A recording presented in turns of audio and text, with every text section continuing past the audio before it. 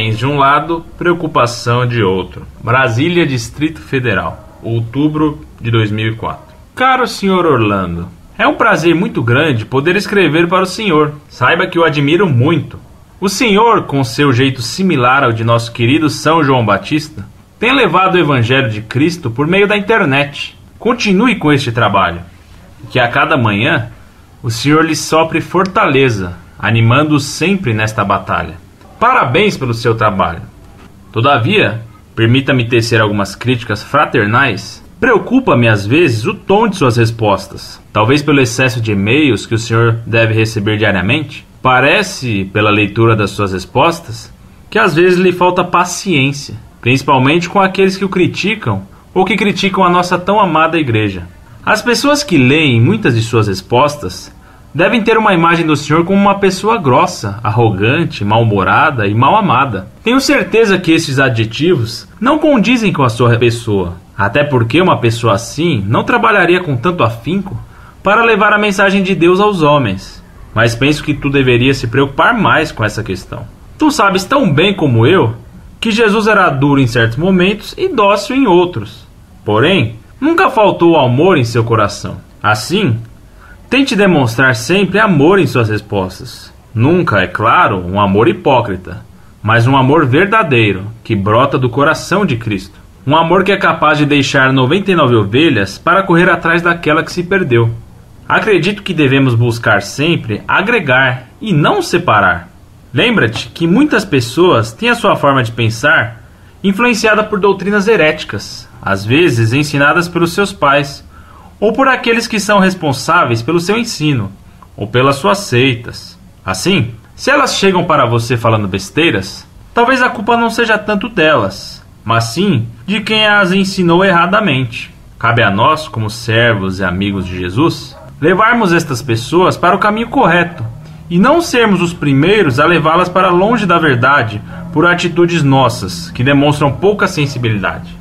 Tenho certeza que muitas das pessoas que respondem para você de uma maneira mais ríspida são pessoas que gritam desesperadas por dentro, por não terem encontrado ainda o caminho certo. Uma palavra de amor, semeada com a verdade, talvez seja bastante para despertar nelas uma vontade de conhecer o verdadeiro Cristo, que apenas a Igreja Católica é capaz de mostrar.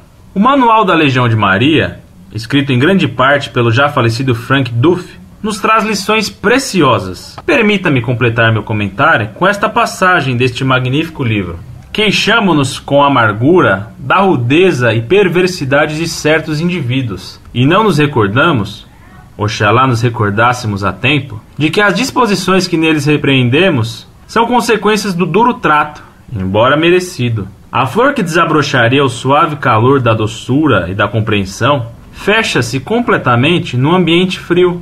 Por outro lado, o ar de simpatia que o bom legionário irradia por toda a parte, a prontidão em escutar, em compenetrar-se profundamente do caso concreto que lhe apresenta, são de uma irresistível suavidade, capaz de amolecer ainda o coração mais endurecido e desorientado, e de conseguir em 5 minutos o que lhe falharia em um ano inteiro de observações e conselhos. Pessoas de caráter difícil andam sempre cheias de raiva. Irritá-las seria provocar novos pecados e torná-las ainda mais difíceis de se deixarem atingir pela graça. A tentação é grande para respondermos um e-mail mal criado com uma resposta mais ríspida. Mas será que é assim que conseguiremos conquistar esta alma para Cristo? Afinal, eles não sabem o que fazem, não é mesmo? Eu nem me apresentei direitinho no início do meu e-mail, mas permita-me dizer agora quem sou. Como já deves ter reparado, sou da Legião de Maria. Nas inúmeras visitas que fiz a pessoas protestantes nos trabalhos realizados por nós, pude constatar duas coisas. Primeiro, que a discussão em que cada um defende sua religião como se fosse um time de futebol não surte efeitos positivos, apenas divisões. Segundo, se nos colocarmos em uma atitude interessada pelo ensinamento alheio e soubermos usar a pregação dos nossos irmãos separados para desmenti-los com suas próprias afirmações, isto gerará um efeito surpreendente. Sem espírito de divisão, se pode convencer qualquer evangélico das suas incompreensões e contradições. Basta sermos prudentes como as serpentes e simples como as pombas. Deixe-me explicar melhor. Sem criar trincheiras que fecham o coração do nosso irmão, abrimos possibilidade para que ele transmita seus conhecimentos, e enquanto ele pensa que está nos evangelizando, nós usamos as afirmações deles, questionando como um aluno questiona seu mestre, induzindo e conduzindo a chegar por ele mesmo às conclusões que a nossa Santa Madre Igreja chegou. São Paulo nos ensinou, em sua carta a Tito, capítulo 3, versículos 8 a 11, que certa é esta doutrina, e quero que as ensine com constância e firmeza, para que os que abraçaram a fé em Deus se esforcem por se aperfeiçoar na prática do bem. Isto é bom e útil aos homens. Quanto a questões tolas, genealogias, contendas e disputas relativas à lei, foge delas, porque são inúteis e vãs. O homem que assim fomenta divisões, depois de advertido uma primeira e uma segunda vez, evita-o, visto que esse tal é um perverso, se condena a si próprio. Assim, querido irmão Orlando Fedeli, espero de alguma forma ter chamado a sua atenção e despertado em você o interesse em se vigiar mais para evitar tais atitudes. Não sei se o senhor tem esta prática, mas seria de grande valia que antes de o senhor responder os e-mails, invocasse sempre o Espírito Santo, para que ele realmente possa dirigir o seu trabalho apostólico. Um grande abraço de paz. Espero que este e-mail seja respondido, apesar de imaginar que deve demorar um bom tempo para isto ocorrer. Tudo por Jesus, nada sem Maria. Muito prezado, salve Maria. Agradeço sobremaneira suas palavras que, entretanto, pelo exagero de sua admiração, chegam a uma comparação inaceitável. Claro que toda comparação só vale a pena sob certos aspectos, mas sou obrigado a recusar qualquer comparação com um santo, porque nada tenho de santidade. Meus pecados e meus defeitos me colocam imensamente longe de qualquer ideia de santidade. Deus lhe pague, meu caro, por sua amizade e admiração, ainda que bem excessiva. Obrigado principalmente pelo seu santo desejo de que Deus me conceda toda manhã a fortaleza para combater em meu computador na defesa da fé católica apostólica romana. Aproveito sua comparação, sua crítica e seus bons conselhos, cheios de estima e caridade, para explicar para outros leitores do site por que é legítima a polêmica e como na polêmica devemos e podemos imitar a Cristo e a São João. São João Batista é quem diz a primeira palavra polêmica contra os fariseus no Evangelho de São Mateus. Quando os fariseus vão até junto ao Rio Jordão ver São João Batista, ele lhes lança o primeiro bom dia que aparece no Evangelho, apostrofando os fariseus. Raça de víboras! Quem vos ensinou a fugir da cólera de Deus que vos ameaça? Se os católicos dulçorosos, liberais e sentimentais, como certo doutor que me criticou recentemente pelo uso que faço da ironia, vivessem naquele tempo, seriam capazes de acusar São João Batista de não ter caridade e de ser mal educado. Afinal, os fariseus vinham mansinhos, dizendo-se penitentes, e São João os recebe com 2 pedradas. Perguntariam certos católicos de coração romântico e liberal: é assim que ele queria converter aquelas pessoas? Entretanto, Jesus declarou que nunca houve um homem nascido de mulher maior que João Batista. Donde se conclui que estão completamente equivocados aqueles que querem dizer para todo mundo palavras doces e respeitosas. Os inimigos de Deus devem ser atacados. Também nosso Senhor vai atacar os fariseus violentamente. Você conhece o caso de Jesus na casa do fariseu que o convidara a jantar em sua casa. No jantar, na casa do fariseu, que estranhara em pensamento que Jesus não lavara as mãos para comer, nosso Senhor atacou os fariseus e escribas, chamando-os de hipócritas. Então, um doutor da lei exclamou dizendo: Mestre, falando assim, ofendes também a nós, doutores da lei? E Cristo respondeu na hora e sem temer: Malditos também vós, doutores da lei. Será que também Jesus era mal educado e sem caridade? Ora, nosso Senhor quer a salvação de todos. Portanto, dizendo palavras tão duras, jamais queria a conversão dos fariseus. Portanto, está de acordo com a caridade atacar duramente os pecadores para convertê-los. Assim como um médico corta o corpo de um canceroso para curá-lo, assim também a palavra, como espada ou bisturi, corta o herege ou o pecador para convertê-lo. Você note, meu caro, que, apesar de ser tão duro nas polêmicas, quantos se convertem pelos debates do site Monfort. Ainda agora, tive que interromper várias vezes a redação desta carta para tratar de marcar um encontro com um rapaz que se converteu lendo o site Monfort. E assim é todo dia, graças a Deus. O que não me falta, graças a Deus, é paciência. Você mesmo percebeu que para responder centenas de cartas por semana, chego às vezes a responder até 50 cartas por dia. É preciso ter paciência, pois esse trabalho é estafante. Você me diz que alguns, erroneamente, poderiam ficar com a impressão de que sou uma pessoa grossa, arrogante, mal-humorada e mal-amada. Muito prezado. Assim como em sua carta transparece a grande estima que você nutre por mim, pode ter a certeza que é assim com muitos outros. Sempre gostei de um verso de um poeta francês que disse: se sou amado no colégio, serei amado amanhã. E se alguma coisa consegui na vida, foi a de ser amado nos colégios onde lecionei. Sim, sempre fui muito estimado pelos alunos nos colégios. Sempre fui escolhido como paraninfo dos formandos. Tenho alunos que assistem minhas aulas há 50 anos. Eram meninos quando os conheci. Hoje têm os cabelos brancos. Ou já não têm cabelos. Sim, meu caro, sou muito amado, graças a Deus. O que não significa que não seja muito odiado, porque esta é a regra que se extrai do Evangelho. Só quem é muito odiado é muito amado. Nosso Senhor foi muito amado, e também foi muito odiado. Só quem não teme ser odiado é que será muito amado. Atacando com força os erros dos maus, se prova a todos, aos bons e aos maus, que não se busca agradar, mas fazer o bem, mesmo através da correção dura. Só é doce a mão que empunha a espada e que faz o curativo. Que eu seja uma pessoa mal-humorada se opõe ao que sempre se considerou um defeito meu, o de rir demais. Rio muito, e mesmo ao responder às cartas que me atacam. Uma das coisas que dá descanso no árduo trabalho de escrever tanto é divertir-me com as tolices escritas pelos inimigos de Nosso Senhor, pelos inimigos de Deus. Rio-me deles e os ironizo. E uma das coisas que me dá mais bom humor e alegria na vida é refutar um sofisma herético, lutar, rir e cantar. Essas são coisas que me causam felicidade. Quanto a ter pouca educação, até posso concordar.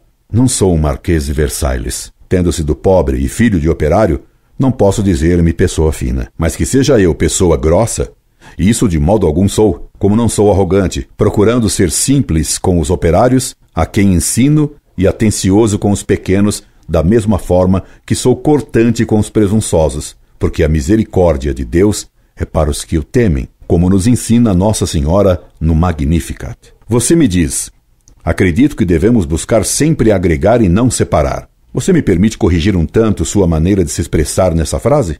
Claro que procuro no site Monfort converter e agregar pessoas à Igreja Católica, mas não a qualquer preço, não a preço da verdade, não cedendo na fé. Como procuro também separar quem não é católico de quem o é, porque Cristo nos disse: não julgueis que vim trazer a paz à terra.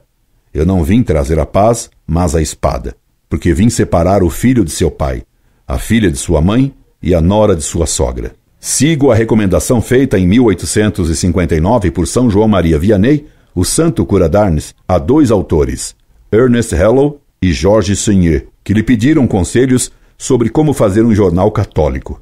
Disse-lhe São João Maria Vianney: o princípio de uma grande obra deve ser pequeno.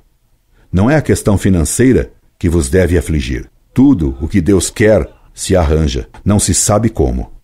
Tereis o necessário auxílio, e mesmo faltando este, deveis começar. Vivemos em um mundo miserável.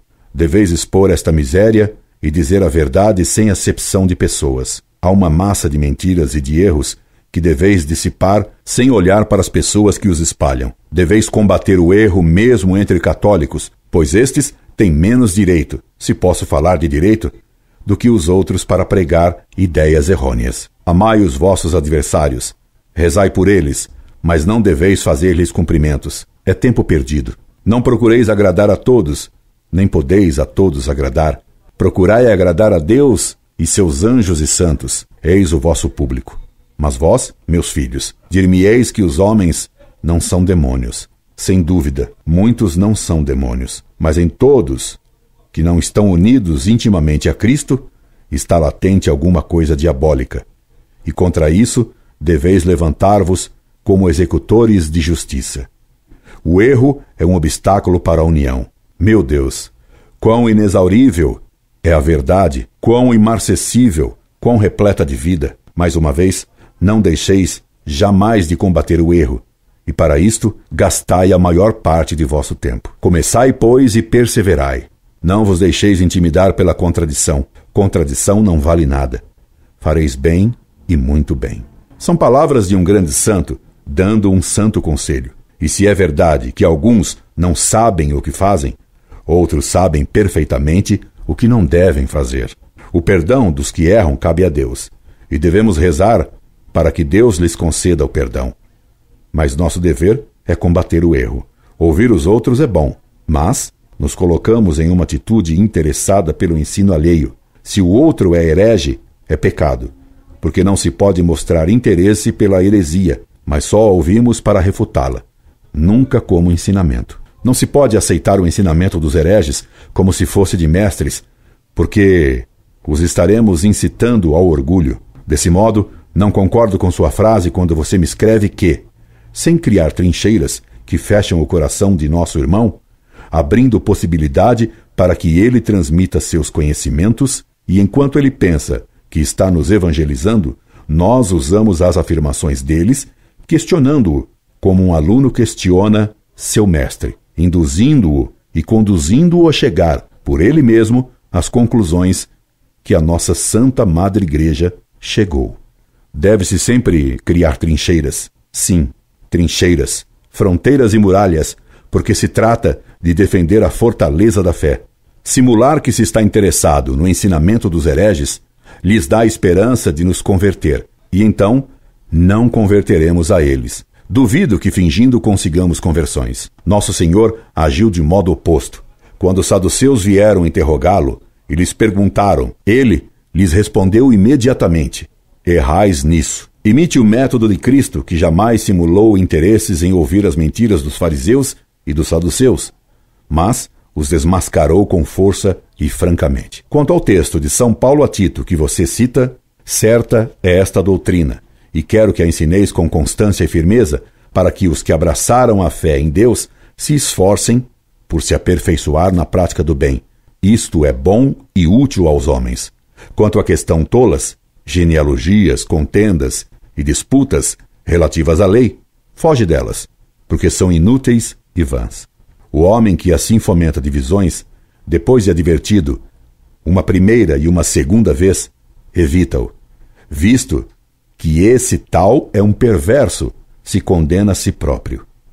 Esse texto vai a favor do meu método e contra o que você diz e me recomenda, pois que São Paulo diz a Tito para ensinar com firmeza e que ele fugisse de discutir com hereges sobre as genealogias ou emanações da divindade gnóstica, porque esse homem, o herege, é quem fomenta divisões. São Paulo diz então que se fuja e se evite conversar com os hereges perversos, e não aconselha procurá-los e nem, muito menos, ficar ouvindo com interesse os seus ensinamentos, ainda que para refutá-los, como você diz que faz e me aconselha a fazer. Ao ouvir uma heresia, devemos manifestar nossa condenação e desagrado até no olhar. Portanto, meu caro, mude de método, que o seu não é bom. Ele é o contrário do que manda São Paulo. É o oposto do que fez Cristo. E tanto o método de São Paulo é oposto ao seu, e ouso dizer, mais semelhante ao meu método, que você evitou criticar o que São Paulo recomendou a Tito, pouco antes nessa mesma epístola. Portanto, repreende-os duramente para que sejam sãos na fé. Repreende os hereges duramente. E é o que procuro fazer com os hereges em minhas polêmicas. Repreendê-los duramente e não escutar seus ensinamentos interessadamente como você me aconselha e como você diz que faz. Você não faz o que São Paulo recomenda. Você faz o contrário. Em todo caso, você me parece ter boa intenção e vontade de fazer o bem, embora esteja bem enganado quanto ao método que emprega. De você sim, posso dizer para Deus, perdoa, Senhor, porque ele não sabe bem o que escreve e o que aconselha. Incorde Jesus semper, Orlando Fedeli.